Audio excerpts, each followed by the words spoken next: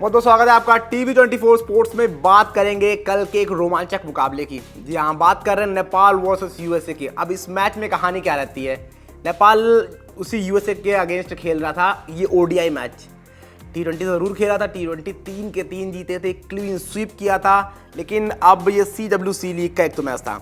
अब यहाँ पर जिस तरह से शुरुआत नेपाल करती है, आउटस्टैंडिंग बल्ले, हालांकि पिच भी अगर देखोगे तो बैटिंग फ्रेंडली लग रही थी जिस तरह से नेपाल ने बल्लेबाजी की, फिर जिस तरह से यूएसए के बैटर्स ने भी बल्लेबाजी की। तो यहाँ अगर शुरू से हम देखेंगे, अनिल शाह 56 रन, आसिफ शेख 52 रन, कुशल भुरतेल 11 रन, उसके बाद रोहित पौडेल वॉज फिनोमिनल, जिस तरह की वो बल्लेबाजी करते हैं।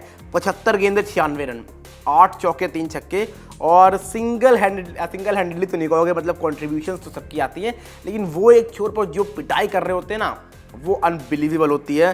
वो नेपाल फैंस मतलब देख रहे होंगे तो बहुत मज़ा आ रहा होगा उनको। इसके बाद आरिफ शेख आते हैं, 37 रन वो बनाते हैं। दीपेंद्र सिंह एरी नहीं चलते हैं, 17 गेंदे 13 रन, और उसके बाद लामी चाने 11 पे 5, 3 पे 3।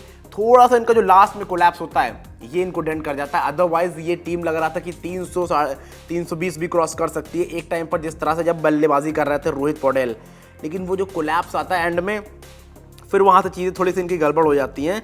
आप ऑल आउट होकर 50 ओवर में 286 बना पाते हो, और यही शायद रीज़न रहा कि इस मैच में आप थोड़ा सा पीछे रह गए। अदरवाइज़ चीज़ें बहुत बढ़िया हो सकती थी आपके लिए। अगर बात करते हैं इसके बाद हम यूएसए के लिए, एन केनिंजे 4 विकेट लेते हैं। बट अब इसके बाद जब बढ़ते हैं यूएसए की ओर, तो यूएसए के लिए कहानी क्या रहती है, पहला विकेट नेपाल को जल्दी मिल जाता है। आप शुरुआत बढ़िया करते हैं नेपाल वाले, अगर हम देखें तो शुरुआत बहुत बढ़िया मिलती है आपको, जिस तरह से सोमपाल कामी एंड्रेस गॉस को आउट कर देते हैं। लेकिन इसके बाद जहांगीर और मुनांग पटेल एक बढ़िया प्लेयर है, जैसा कि हमने लगातार बात की है।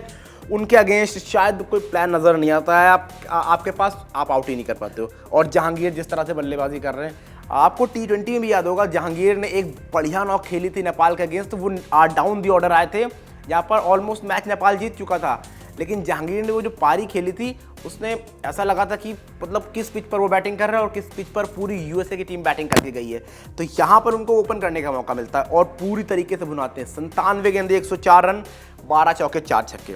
अब फिर गोइंग फॉरवर्ड आगे बढ़ोगे तो फिर नेपाल थोड़ा सा यहाँ पर कम बैक करती है बीच में। जब आपको जहांगीर और मुनांग पटेल का विकेट मिलता है, देन आप देखोगे आपके पास गुच्छों में विकेट आते हैं। S Mukumulla 11 run, M Kumar 12 run, S Krishnamurthy 0, 1 पर पहली बॉल पर कुशल भुरतेल उनको चलता कर देते हैं। कुशल भुरतेल इस मैच में आपको वापसी कराते हैं, या 4 विकेट वो लेते हैं।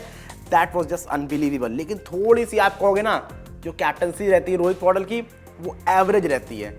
जिसको आप कावर्ड कैप्टनसी कह सकते हो, या फिर कॉपी बुक कह सकते हो। अग्रेशन जो आप कहोगे ना कैप्टनसी में, वो अग्रेशन नज़र नहीं आता है, और शायद यही रीज़न रहा कि नेपाल यहाँ पर थोड़ा सा चूक गई।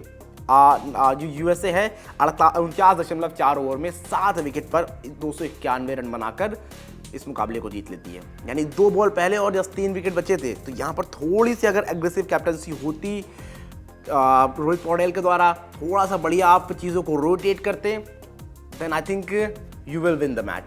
जी हाँ, मुझे लग रहा है जिस तरह से आपने यहाँ पर मैच खेला, जिस तरह से बल्लेबाजी की, जिस तरह से गेंदबाजों ने कमबैक कराया, ठीक है वहाँ पर मुनांग पटेल रुके थे, जहांगीर रुके थे, बट जिस तरह से कुशल भुरतेल आए विद द बॉल, इसके बाद हम बात करें या फिर सोमपाल कामी की गेंदबाजी की, हालांकि रन थोड़े से ज़्यादा लुटा दिए थे उन्होंने as compare to other bowler, मतलब तब भी उनकी इकॉनमी बढ़िया थी। अगर आप उनके लेवल से कंपेयर करोगे सोमपाल कामी, तो थोड़ा सा आप कहोगे ओडीआई के लिहाज से, लेकिन बढ़िया इकॉनमी थी। Lalit Rajvanshi was phenomenal, 8 over 29 run 1 wicket, ज़बरदस्त गेंदबाजी वो करते हैं। हालांकि लेकिन फिर वही कहानी आती है ना, संदीप लामिछाने इस मैच में नहीं चल पाते हैं। वो उनको सेटल ही नहीं होने देते हैं यूएसए के बैट्समैन जो रहते हैं। अगर उनका परफॉर्मेंस यहाँ आता तो 100% आप ये मैच जीत रहे थे, लेकिन वो 9 ओवर में जो 63 खा जाते हैं एंड विदाउट अ विकेट, तो वहाँ पर चीज़ें आपके लिए ख़राब हो जाती हैं। बट कोई नहीं, आपने यहाँ पर बढ़िया खेला, जिस तरह से आप T20 सीरीज़ जीत कर आए थे, तो इन चीज़ों से सीखना है। ठीक है, हार मिलेगी, मैं नहीं कह रहा हूँ मैचेस में है आप एक मैच हारोगे, दो मैच जीतोगे, एक हारोगे, इस तरह की चीज़ें होंगी।